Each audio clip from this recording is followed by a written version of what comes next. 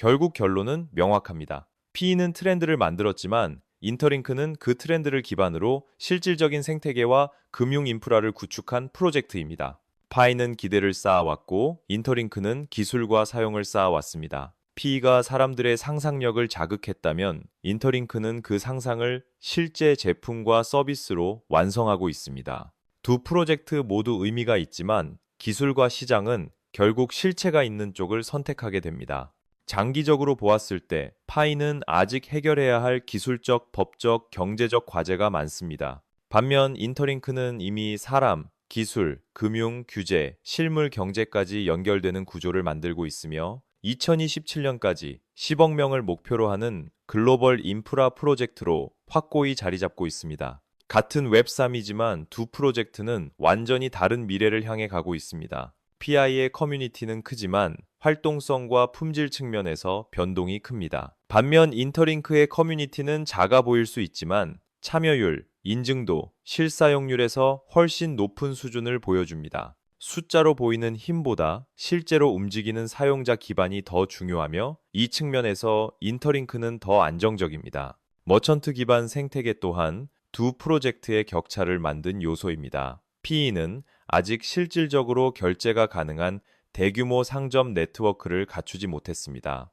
반면 인터링크는 미국과 아시아 전역에 1,000곳 이상의 공식 머천트를 구축하며 실물 경제와 연결되는 구조를 이미 실현했습니다. 블록체인이 진짜 화폐 시스템이 되기 위해 필요한 실제 사용처를 먼저 확보한 것입니다. 법적 측면에서도 차이가 큽니다. 파이는 여러 국가에서 명확한 법적 분류를 받지 못해 상용화에 어려움이 있는 반면 인터링크는 미국 IPO를 목표로 할 정도로 투명성과 규제 준수에 자신감을 보이고 있습니다. 감사가 완료된 토크노믹스 구조, 글로벌 파트너십, 초기 투자자들의 신뢰는 인터링크가 장기적 관점에서 훨씬 안전한 구조를 갖추고 있음을 의미합니다. PE의 거래는 여전히 제한적이며 완전한 글로벌 거래 환경을 갖추지 못했습니다.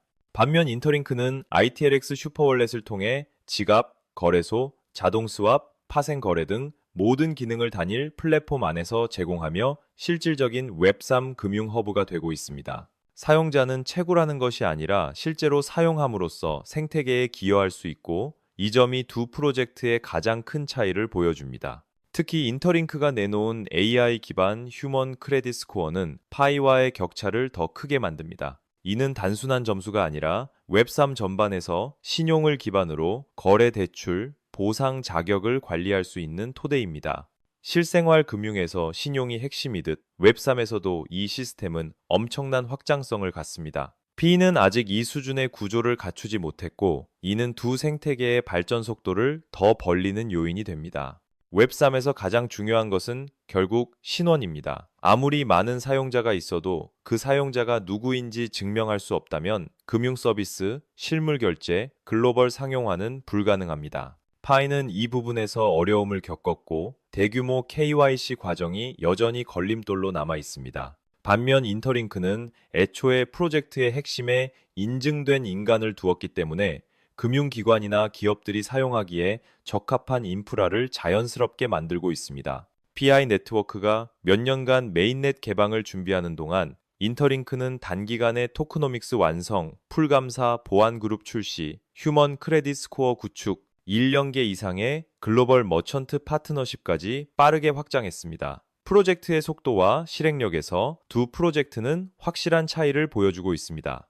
P가 약속을 이야기하는 동안 인터링크는 약속을 구현해 나가고 있는 셈입니다. P가 커뮤니티와 기대감을 기반으로 성장했다면 인터링크는 기술과 실사용 사례를 기반으로 성장했습니다. P는 오랫동안 가치에 대한 여러 추측과 기대가 이어졌지만 실제 가격이 시장에서 안정적으로 형성될 수 있는 구조를 갖추지 못했습니다. 반면 인터링크는 토큰 가격을 인위적으로 만들지 않습니다. 그 대신 ITLX 슈퍼월렛, 거래소, 스왑, 선물 거래, 미니앱 등 실생활에서 바로 사용할 수 있는 기능을 구축해 사용이 곧 가치가 되는 생태계를 만들고 있습니다. 반면 인터링크는 애초에 수백만 명을 모으는 것이 목표가 아니었습니다.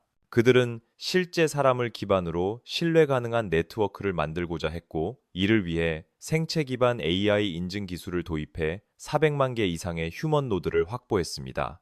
이 숫자는 단순한 가입자 수가 아니라 실제로 검증된 사람들의 수치로 체인링크, 갈렉스, 칼프 등 여러 글로벌 파트너들이 인터링크의 신원 인증 기술을 채택하면서 이미 3천만 명 이상에게 적용되고 있습니다.